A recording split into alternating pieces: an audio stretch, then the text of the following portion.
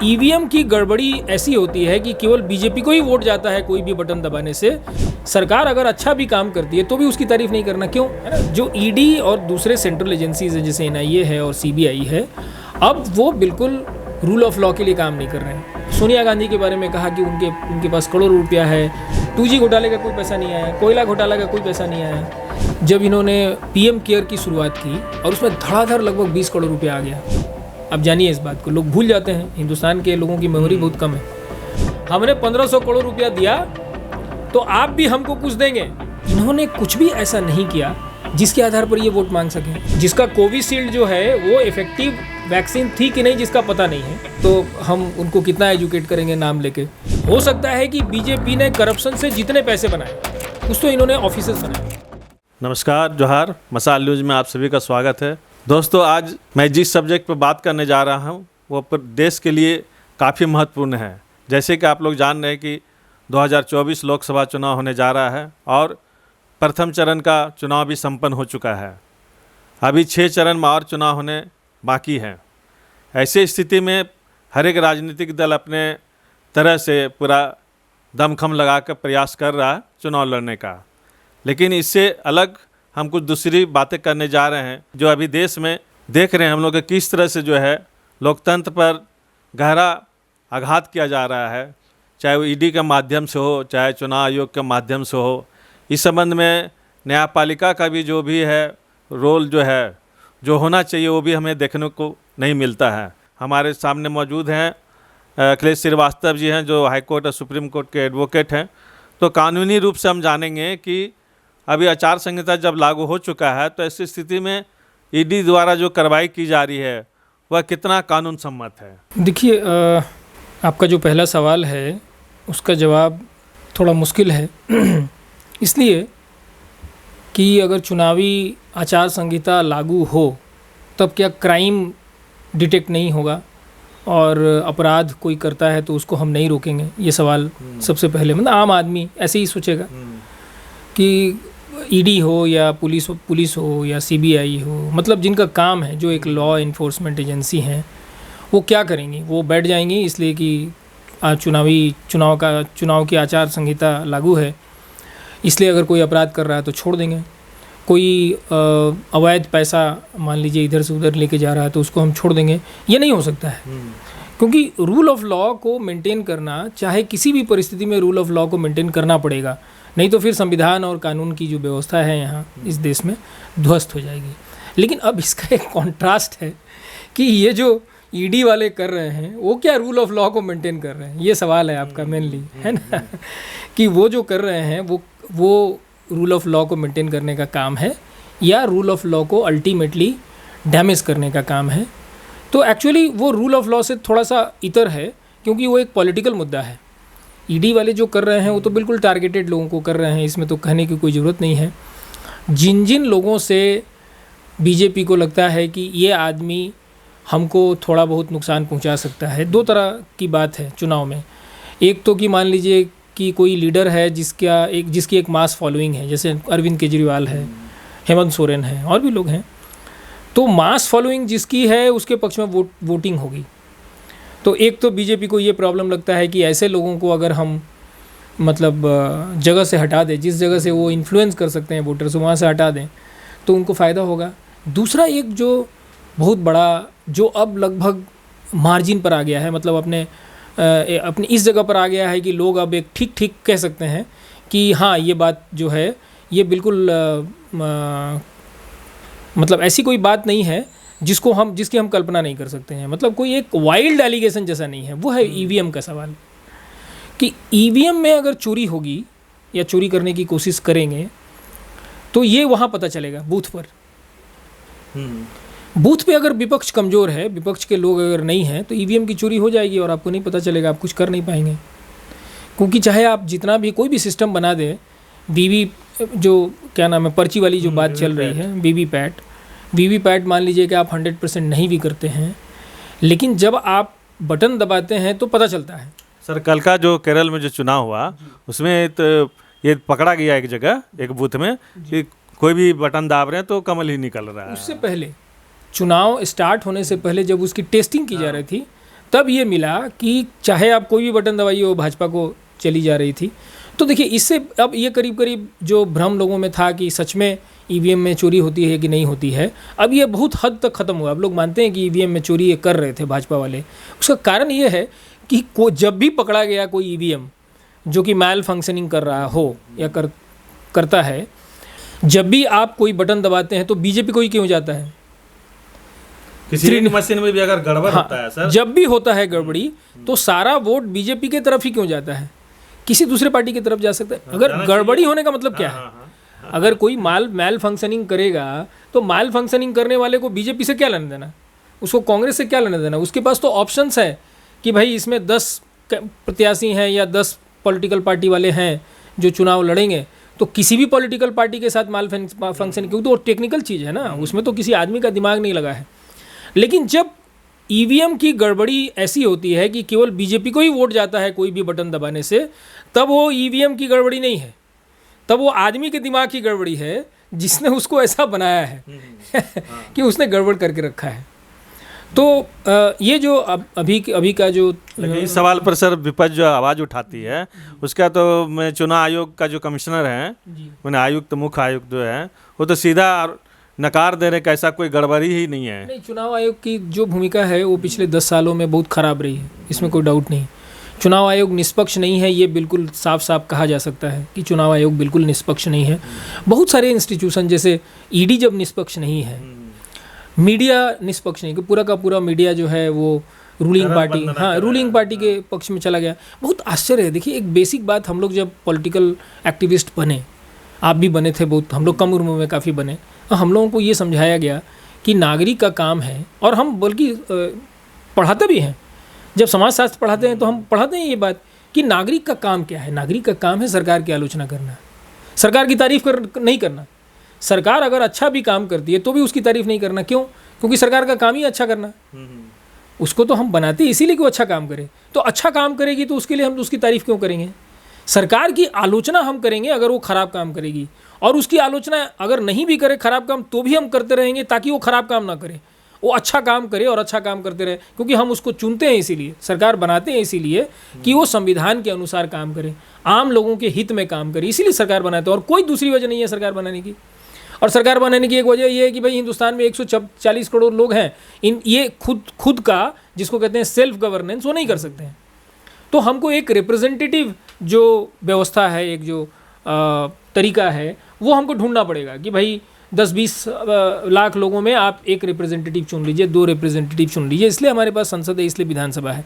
अगर लोगों में 140 करोड़ लोग अगर खुद अपना सेल्फ गवर्नेंस कर सकते थे, मतलब इतनी समझदारी उसमें होती हम उन लोगों में, और हमारा रूल ऑफ लॉ इतना मजबूत होता, ये 2 बात कि एक तो रूल ऑफ लॉ बहुत स्ट्रांग होता, हमारे डेमोक्रेटिक के जो इंस्टीट्यूशन है वो बहुत स्ट्रांग होते, और हमारे लोग इतने समझदार होते कि सेल्फ गवर्नेंस खुद ब खुद कर सकते थे, तो हमें इन रिप्रेजेंटेटिव्स को चुनने की जरूरत नहीं पड़ती।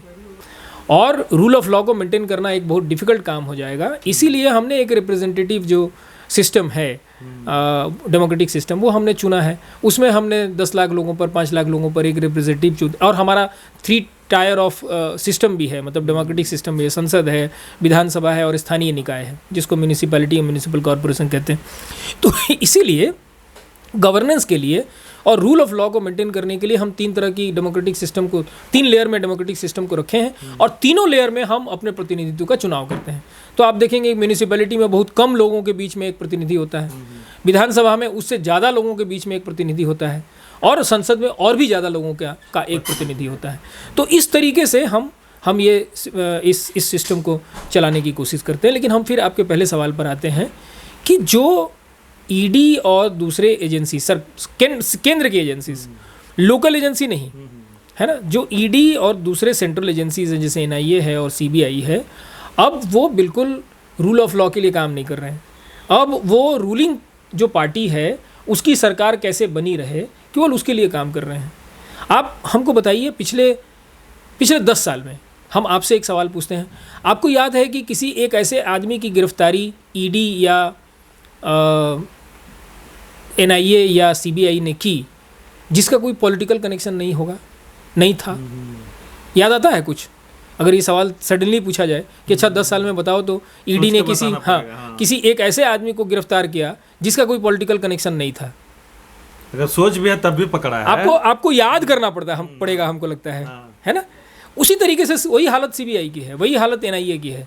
तो जब एक देश में अगर ऐसी व्यवस्था हो जाए कि सारी की सारी सेंट्रल एजेंसियां वो केंद्र की जो सत्ता है उसको सपोर्ट करने के लिए या उसको मदद करने के लिए काम करें, तो जाहिर बात है कि ये सारा का सारा ये सारी की सारी जो एजेंसी है वो रूल ऑफ लॉ के लिए काम नहीं कर रही है, वो रूल ऑफ लॉ को बर्बाद करने के लिए anti constitutional, anti legal system, ठीक है ना, वो उसके खिलाफ काम कर रही है। आम लोगों के तो वो खिलाफ काम कर रही है, क्योंकि कोई सरकार जो है वो उसको कोई सेंट्रल एजेंसी क्यों चाहिए? अगर कोई सरकार अच्छा काम कर रही है तो अपनी पॉपुलैरिटी अच्छे काम के बदौलत, अपनी पॉपुलैरिटी के बदौलत, अपने विचारों के बदौलत जीत सकते हैं। जब ये 2014 में बीजेपी वाले आए थे तब इनके पास क्या एजेंडा था? इनके पास जो मेन एजेंडा था वो था करप्शन।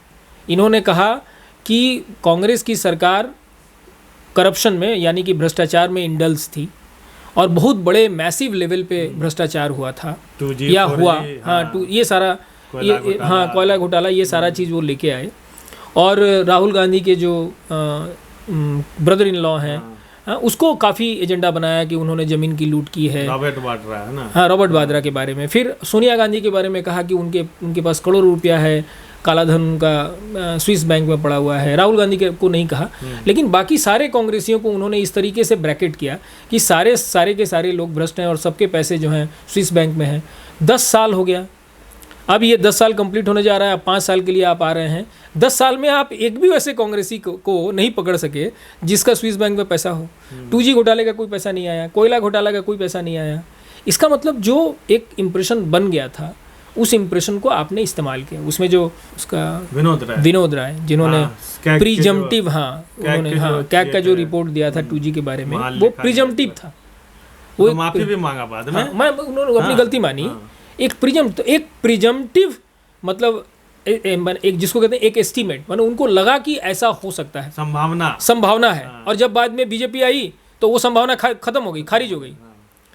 वो जो रेट था उस समय कि इतना रेट मिलता तो हम उसको रीजनेबल रेट कहते। बीजेपी को 4G में नहीं मिला, 5G में नहीं मिला, जो 2G में उन्होंने प्रिजम्पटिव जो प्राइस जो उन्होंने तय किया था, जिसके बेसिस पे कांग्रेस पर आरोप लगा, वो बीजेपी उसको एमुलेट नहीं कर सकी, वो उसको इम्प्लीमेंट नहीं कर सकी, बीजेपी को नहीं मिला। तो इस पर क्यों नहीं सवाल हुआ? वैसा किसी को कैग के किसी अधिकारी को खड़ा होकर कहना चाहिए कि भाजपा ने भी प्रिजम्पटिव रूप से इतने का घोटाला किया है। अगर प्रिजम्पटिव आधार कैलकुलेशन के आधार पर अगर घोटाला होता या हो सकता था, जैसे कांग्रेस के ऊपर में आरोप लगाया, तो सिचुएशन ये था कि इनको एक मौका मिल गया करप्शन का एक बड़ा मुद्दा कांग्रेस के खिलाफ। और ये कांग्रेस बिल्कुल महंगाई, रोजगार, ये सब, लेकिन मेन करप्शन इशू था। आप अगर याद करें तो मेन करप्शन इशू था और उसको इन्होंने मुद्दा बना के ये चले आए। तो आप उसी मुद्दे को, करप्शन को खत्म कर देते तो आप जीत जाते। अब तो करप्टर लोग को शामिल कर रहे हैं। नहीं, शामिल नहीं कर रहे हैं, बल्कि मंत्री बना दे रहे हैं। ये खुद करप्ट है। तो आप समझिए, जब हमको याद है कि जब इन्होंने PM केयर की शुरुआत की और उसमें धड़ाधड़ लगभग 20 करोड़ रुपया आ गया, तो हमने, जब टाटा ने उसमें 1500 करोड़ रुपया दिया था। अब जानिए इस बात को, लोग भूल जाते हैं, हिंदुस्तान के लोगों की मेमोरी बहुत कम है। टाटा ने 1500 करोड़ रुपये PM केयर में दिया था। तो मैंने तुरंत कहा था कि यहाँ पे बिल्कुल क्विड प्रो को है। मतलब उसका मतलब क्या होता है कि इस हाथ दे, मैंने चालू भाषा में, इस हाथ दे उस हाथ ले। हमने 1500 करोड़ रुपया दिया तो आप भी हमको कुछ देंगे। तो वो जो विस्टा प्रोजेक्ट जो चल रहा था उसमें टाटा तुरंत आ गई। तो 1500 करोड़ रुपया टाटा ने इसलिए दिया कि उसको 20,000 करोड़ का विस्टा प्रोजेक्ट, और भी टाटा के खिलाफ तो इतनी सारी चीज़ें हैं कि टाटा के लिए 1500 करोड़ रुपया देना तो बहुत छोटी चीज़ थी। अगर वो 10,000 करोड़ रुपया भी देना तो हम चौंकेंगे नहीं, क्योंकि टाटा एक ऐसी करप्ट बिजनेस ग्रुप है कि आप इमेजिन नहीं कर सकते हैं। आप तो बहुत सारा मेरा इंटरव्यू लिए हैं ज़मीन उमीन पर, तो आप अंदाज़ा लगाइए। तो सरकार में जो लोग हैं उनको तो पता है ना कि जमशेदपुर का जो 15,775 एकड़ जो लैंड है वो टाटा का नहीं है, उस पर अवैध कब्जा है। तो इसके बदले में तो देना पड़ेगा ना आपको इलेक्टोरल बॉन्ड, या फिर PM केयर में आपको देना पड़ेगा, है ना। तो ये जो ये जो आए सरकार में आने के बाद इन्होंने कुछ भी ऐसा नहीं किया जिसके आधार पर ये वोट मांग सकें। और आज तो हालत बहुत ख़राब है। आज तो जस्ट एक चीज़ सुप्रीम कोर्ट ने पकड़ा। आप अंदाज़ा लगाइए कि सुप्रीम कोर्ट ने सिर्फ खड़ा होकर कहा कि भाई इसको डिक्लेयर करो, पैसा किसने दिया और किसको दिया, मतलब इलेक्टोरल बॉन्ड किसने खरीदा और किसको गया, तो तुरंत पता चला कि 2/3 जो पैसा है वो बीजेपी के पास गई है। हाँ, और कैसे कैसे लोगों के बारे में पता चला। सेरम इंस्टीट्यूट, जिसका कोविशील्ड जो है वो इफेक्टिव वैक्सीन थी कि नहीं जिसका पता नहीं है, उसने 52 करोड़ रुपये दिए। दुनिया भर के गेमिंग कराने वाले जो कंपनीज़ हैं और जो कॉन्ट्रैक्ट लेने वाले, नाम लेने की ज़रूरत नहीं है, आप तो सब जानते हैं, तो हम उनको कितना एजुकेट करेंगे नाम लेके। सारे लोगों से बीजेपी ने पैसा लिया और सबको कुछ ना कुछ, और उसमें बड़े नाम भी हैं, उसमें वेदांता है, उसमें मित्तल हैं, इस बड़े नाम भी हैं। जो नाम अभी तक नहीं आए वो 3 हैं केवल, बाकी बहुत सारे नाम आ गए। 3 नाम नहीं आए। टाटा का नाम नहीं आया, लेकिन टाटा का नाम पीएम केयर में आया था जब उसने 1500 करोड़ रुपया दिया था, है ना। अंबानी का नहीं आया, तो अंबानी का नाम आप याद करिए, रफाल में आया था 30,000 करोड़ रुपया का घोटाला में, है ना। और इसका तो नाम लेने की जरूरत नहीं है, अडानी का, क्योंकि अडानी को तो मानते ही हैं कि जो गुजराती जो दोनों लीडर हैं, सेल कंपनी बना के बहुत सारा कुछ वो नरेंद्र मोदी और अमित शाह, इसके फाइनेंसर अडानी हैं। ये तो आज से नहीं है, जब से पहली बार 2014 में जब ये हवाई जहाज़ में बैठे अडानी के और चुनाव प्रचार में निकले, तभी से पता चल गया कि अडानी जो है वो बीजेपी के इलेक्शन कैंपेन को फाइनेंस कर रही है। तो इनका नाम आने की जरूरत क्या है। हो सकता है कि बीजेपी ने करप्शन से जितने पैसे बनाए, कुछ तो इन्होंने ऑफिसेज बनाए। आप दिल्ली गए हैं?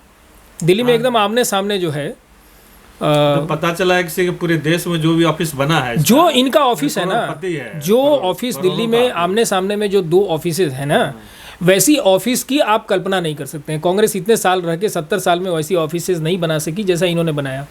उसको कहते हैं 7 सितारा, और हमको लगता है कि 9 सितारा 11 सितारा, कौन सा सितारा है पता नहीं। मतलब वैसी ऑफिस की आप कल्पना नहीं कर सकते हैं जैसी ऑफिस इन्होंने बनाई है। तो या तो इन लोगों ने उस पैसे से एसेट्स खरीदे बीजेपी के नाम पर, है ना। उसके बाद इन्होंने पैसे से चुनाव आयोग को खरीदा, इन्होंने जजेस खरीदे, इन्होंने पत्रकार खरीदे, इन्होंने चैनल्स खरीदे, इन्होंने एमएलए खरीदे, इन्होंने एमपीज खरीदे, ठीक है ना। सरकारें गिराई और सरकारें बनाई। उसके बाद इन्होंने ये किया कि पॉलिटिकल पार्टी के लोगों को तोड़ के उनके सारे करप्ट लोगों को अपने साथ लेके चले गए। जैसे हेमंता विश्व शर्मा है, ये अजीत पवार हैं, दुनिया भर के नाम हैं। अब नाम लेने की जरूरत नहीं है, इतने नाम इनके साथ हो गए कि लगता है कि सारा करप्शन कांग्रेस से निकल के चला गया बीजेपी के पास।